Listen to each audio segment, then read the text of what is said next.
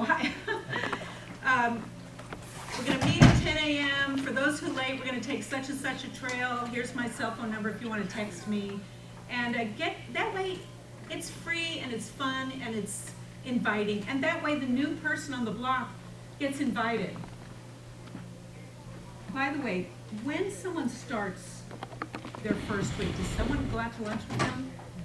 Either the hiring manager or people on the team. It's important to make them feel included, right? Now, what would a wellness program be if you didn't invite people to it, right? Have you ever had a party but nobody came because you didn't send out the invitation or you sent it out too late? People need to know what's going on and they need to be reminded, right? One time I served for another nonprofit. We were having a big event with the auction, the whole thing. And you knew people were going to come. They never respond on the first invitation. Never. They got to check with their spouse. They got to check, see if there's going to be a babysitter. So they've got to be reminded, right? Email, text, whatever your mode of messaging, or ask them how they want to be communicated with. If you have the ability to customize the communication method, maybe it's an app, maybe it's a sign-up sheet, maybe it's flyers on the walls. So what are you guys doing to communicate about various wellness events? Anybody? Nobody's? Do you send out invitations? Yes. Do you text? Yes. Email. And we have a wellness calendar, so people can link to that on our internet. Good. With the different things that we're doing. Okay, good. Excellent. Okay, good. So intranet, she has a wellness calendar. Do you all have some sort of wellness calendar or some sort of? Yes, good. Excellent. Okay, great. Do you all use, I suppose you don't do closed Facebook groups, do you? No? No, because you never feel like it's really totally private, right? Because Facebook couldn't get in there, right? So, but there are social interfaces. There is software for setting up like a social portal. Do anybody use that kind of software? Yeah. We use Slack. Slack, yes? Do you have one? Yeah, our company offers them, so yeah. Oh, what company are you in? It's Rio Recognition. So Spell it. RIDEAU. R-I-D-E-A-U. Yeah. R-I-D-E-A-U. Social recognition platform. Social recognition. So you're doing it at your company? Yes. Yes. Okay. Excellent. Okay, all these ideas are how you expand your web of wellness.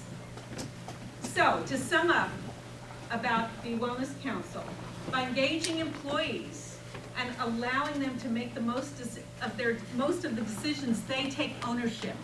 Then they're proud, then they support it. Okay, I have another section, so don't leave just yet if you can stay. You want to make sure there's an element of fun, right? And by the way, a comment about rewards. How many people have incentives or rewards? A few of you. I have kind of a love-hate relationship with the idea because you want people to find what we call intrinsic motivation to exercise. You want them to find it from within. And if you're constantly giving them rewards, they're not going to appreciate it. But I do think there's a place for rewards. Number one, to do surveys. And number two, to maybe get people started on something new that they're afraid to try, or they're like, oh no, I don't want to try, CrossFit, whatever it is, TRX. So I do believe there's a place for rewards, but I don't believe it should be ongoing. Because once people build a social community and have fun and begin to get healthier, that's the reward. It comes from within. They should be rewarding themselves. So that's my opinion about that. Okay, so a couple of success stories. Has anybody heard of Limeade?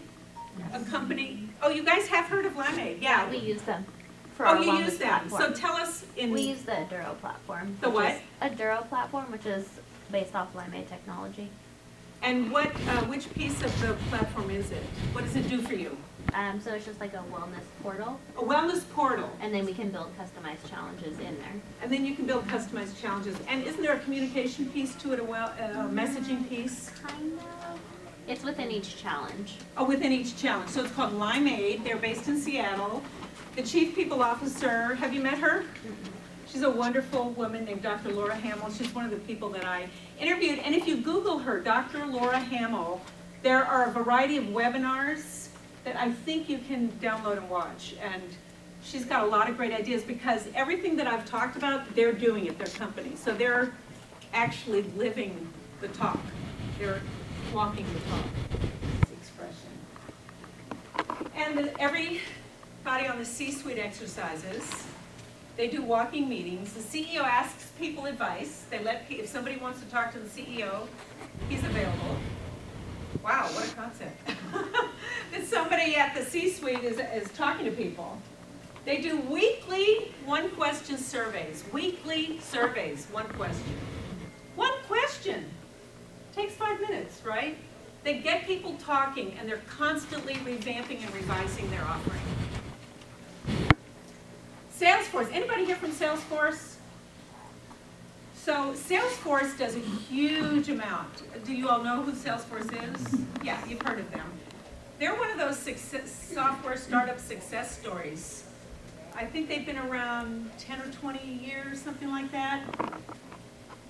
They have $100 a month towards any wellness need that someone has. They market their programs.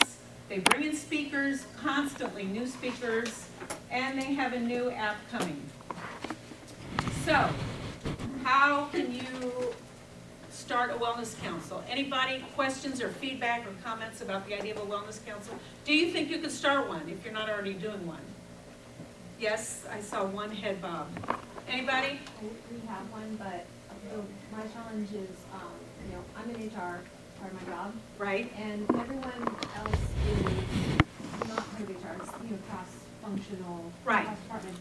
And so I feel that it's difficult to know how much you can get them to do, because it's really, they're not being paid to do that, and I am. So they're not paid, their Right. jobs are not wellness jobs, their jobs are across the organization doing all kinds of things, but not, so. Right. It's hard to know, you really need buy-in from management that it's okay for them to spend part of the day working on a wellness initiative. Well, that should come from the top. It should. And they should have time. They should be allowed the time. Now, I know it's easy. It's easy if you're yeah. in HR. If you're Yes. not in HR, it can be a tough sell because Right. they have so much to do in their function, Right. I know.